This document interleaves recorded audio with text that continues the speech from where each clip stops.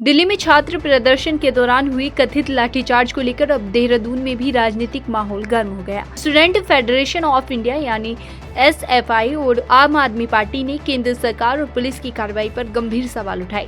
SFI के प्रदेश अध्यक्ष नितिन मलेथा ने आरोप लगाया कि प्रदर्शन को रोकने के लिए पहले से साजिश रची गई और छात्रों पर बर्बर तरीके से लाठीचार्ज किया गया। वहीं आम आदमी पार्टी की प्रदेश अध्यक्ष उमा सिसोदिया ने सरकार पर लोकतंत्र की हत्या का आरोप लगाते हुए छात्रों के आंदोलन का समर्थन किया। दोनों नेताओं ने शांतिपूर्ण आंदोलन जारी रखने की बात कही। दिल्ली में छात्र प्रदर्शन के दौरान हुई पुलिस कार्रवाई के विरोध में देहरादून में भी आवाज बुलंद होने लगी। स्टूडेंट फेडरेशन ऑफ इंडिया के प्रदेश अध्यक्ष नितिन मलेथा ने आरोप लगाया कि पुलिस ने बिना किसी उकसावे के छात्रों पर बर्बर लाठीचार्ज किया।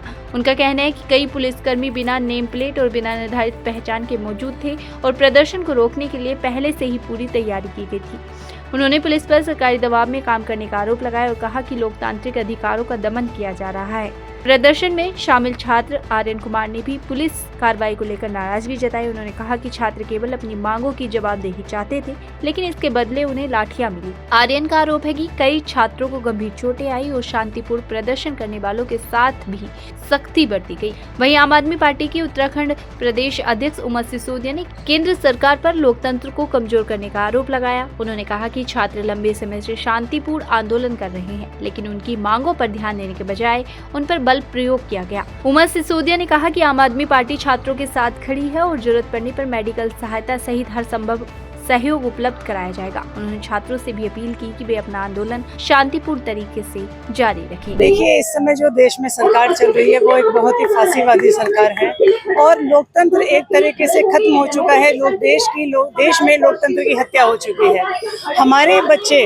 अपने हक के लिए सड़कों पर 1 महीने से ऊपर हो गया उनको बैठे हुए हैं और ये सरकार के कानों में जूं नहीं रेंग रही। मैं कहती हूँ कि गांधी जी का अनशन भी इतना लंबा नहीं चला जितना लंबा सोनम वांगचुक का अनशन चल गया। गांधीवादी तरीके से सोनम वांगचुक वहाँ बैठे रहे, अपनी मांग को कहते रहे। उसके बाद भी ये सरकार इतनी अहंकारी हो चुकी है कि वो सोनम वांगचुक के संघर्ष को देख ही नहीं रही है, अपने बच्चों के संघर्ष को देख ही नहीं रही।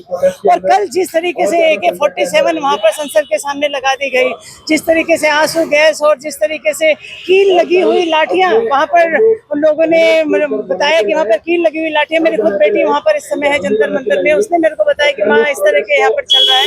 तो ये जो चीजें हैं, मैं कहना चाहती हूँ, क्या ये अपने बच्चे नहीं है? मैं भी माँ हूँ, मेरे बच्चे हैं। अगर वो कोई बात कहते हैं तो एक माँ होने के नाते मेरा फर्ज हो जाता है कि मैं अपने बच्चों की बात को सुनूं। मोदी जी, मैं मानती हूँ कि आपकी अपनी औलादें नहीं है। ये बहुत बड़ा दुर्भाग्य है देश का कि इस समय ऐसा शासक हमारे सिर पर है जो ये नहीं मानता कि बच्चों का दर्द क्या होता है, जिसको ये मालूम ही नहीं कि परिवार क्या होता है। जी, मेरा नाम नितिन मलेथा है और मैं स्टूडेंट्स फेडरेशन ऑफ इंडिया का प्रदेश अध्यक्ष हूँ।